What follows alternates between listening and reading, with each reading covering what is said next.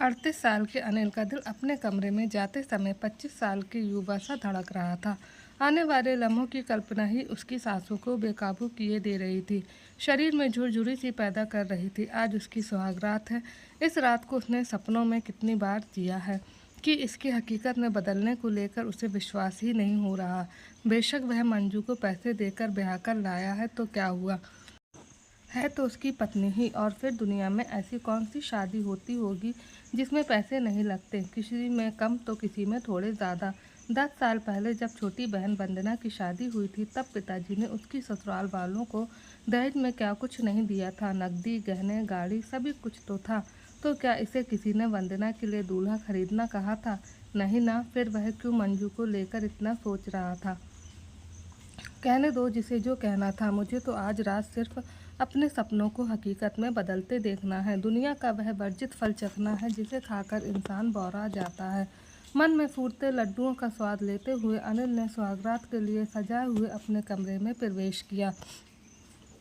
अब तक उसने जो फिल्मों और टीवी सीरियल्स में देखा था उसके ठीक विपरीत मंजू बड़े आराम से सुहाग स्टेज पर बैठी थी।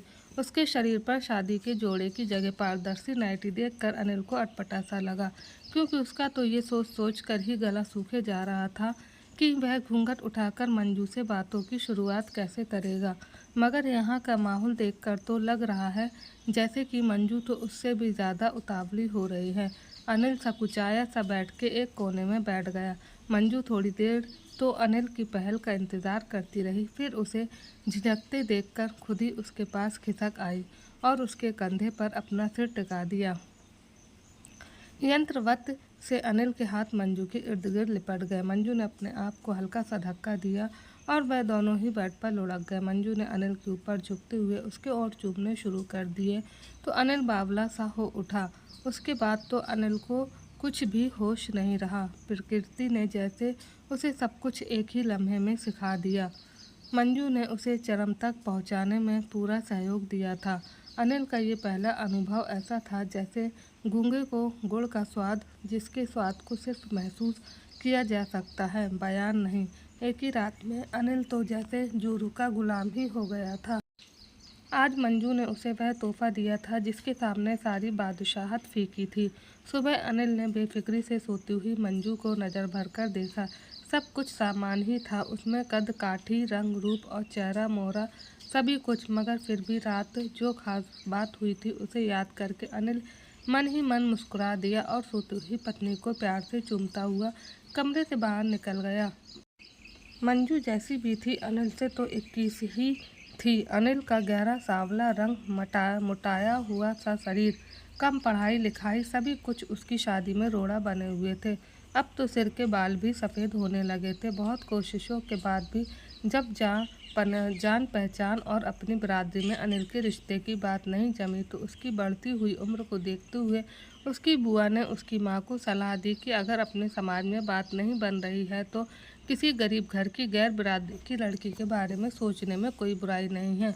और तो और आजकल तो लोग पैसे देकर भी दुल्हन ला रहे हैं। बुआ की बात से सहमत होते हुए भी अनिल की माँ ने एक बार उसकी कुंडली मंदिर वाले पंडित जी को दिखाने की सोची।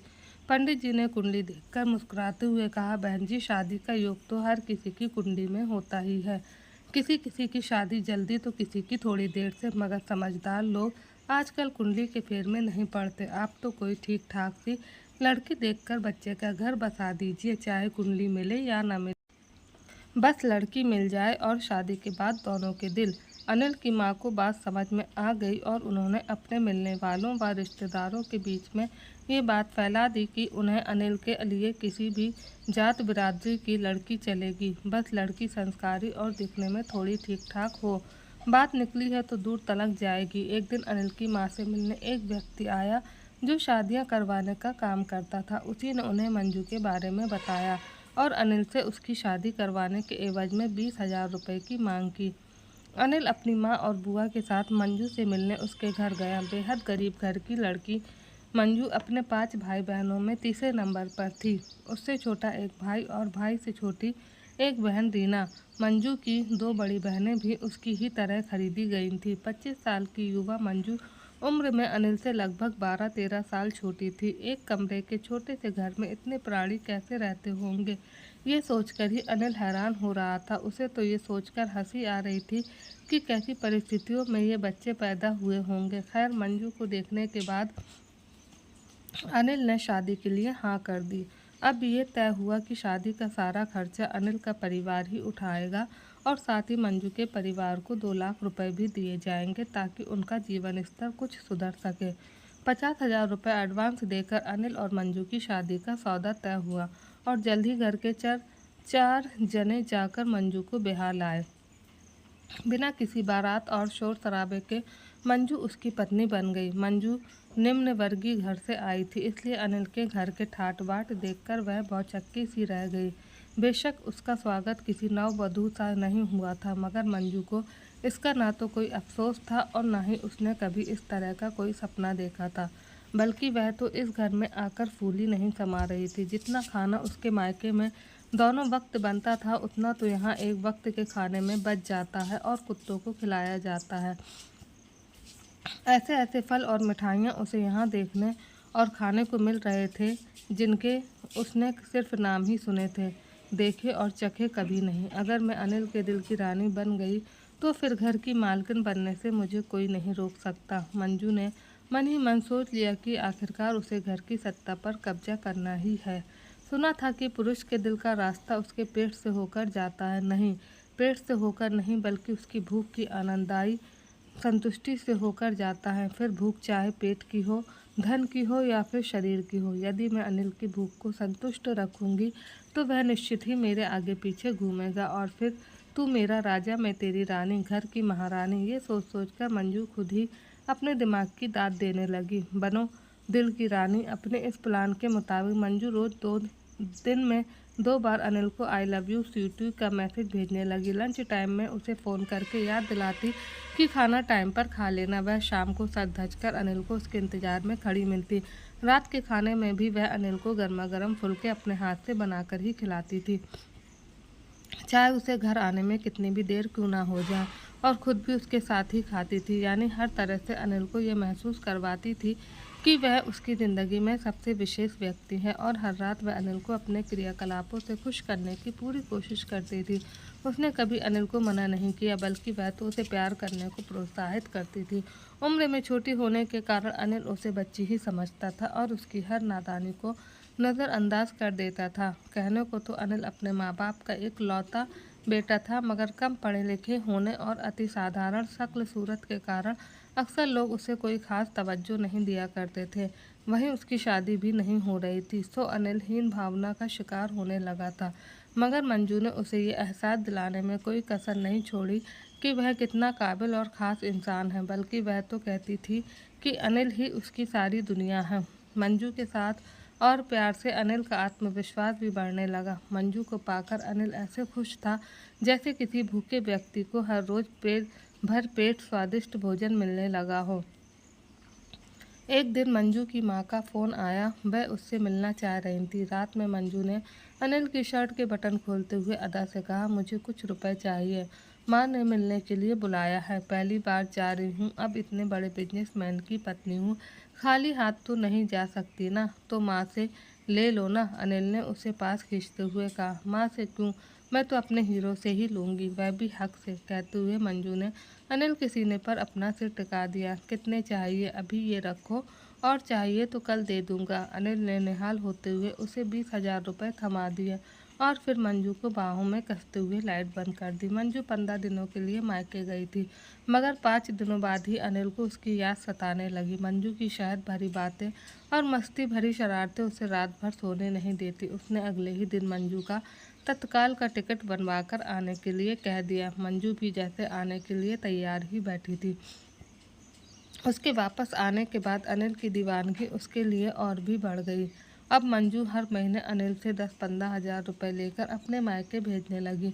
मंजू ने अनिल से उसका एटीएम कार्ड नंबर और पिन आदि ले लिया, जिसकी मदद से वह अपनी बहनों और भाई के लिए कपड़े, घरेलू सामान आदि भी ऑनलाइन ऑर्डर करके भेज देती। मंजू के प्यार का नशा अनिल के सिर चढ़कर बोलने लगा था, सैया भय कोतवाल तो अब डर काहे का। घर में मंजू का ही हुक्म चलने लगा। बेटे की इच्छा को देख अनिल की माँ को न चाहते हुए भी तिजोरी की चाबियाँ बहू को देनी पड़ी। सामाजिक लेन देन आदि भी सब कुछ उसी की सहमति या अनुमति से होता था। अनिल की माँ उसे कुछ नहीं कह पाती थी, क्योंकि मंजू ने उन्हें भी ये एहसास करवा दिया था कि उसने अनिल से शादी करके अनिल सहित उनके पूरे परिवार पर एहसान किया है। सुनिए ना, मेरी बड़ी इच्छा है कि मेरा नाम हर जगह आपके नाम के साथ जुड़ा हो। एक दिन मंजू ने अनिल से बड़े ही अपनेपन से कहा। अरे इसमें इच्छा की क्या बात है, वह तो जुड़ा ही है। देखो तुम मेरी अर्धांगिनी हो, यानी मेरा आधा हिस्सा। इस नाते मेरी हर चल अचल संपत्ति पर तुम्हारा आधा हक हुआ ना। अनिल ने प्यार से मंजू को समझाया। वह तो ठीक है, मगर ये सब अगर कानूनी रूप से भी हो जाता तो कितना अच्छा होता, मगर उसमें तो कई पैंच होंगे ना। चलो रहने दो, बिना मतलब आप परेशान हो जाएंगे। मंजू ने बालों की लट को उंगलियों में लपेटते हुए कहा। मेरी जान, मेरे तन मन और धन सबकी मालकिन हो तुम, अनिल ने उसे बाहों में भरते हुए कहा। और फिर एक दिन वकील और सीए को बुलाकर अपने घर, दुकान, बैंक अकाउंट व अचल अचल प्रॉपर्टी में मंजू को कानूनन अपना उत्तराधिकारी बना दिया।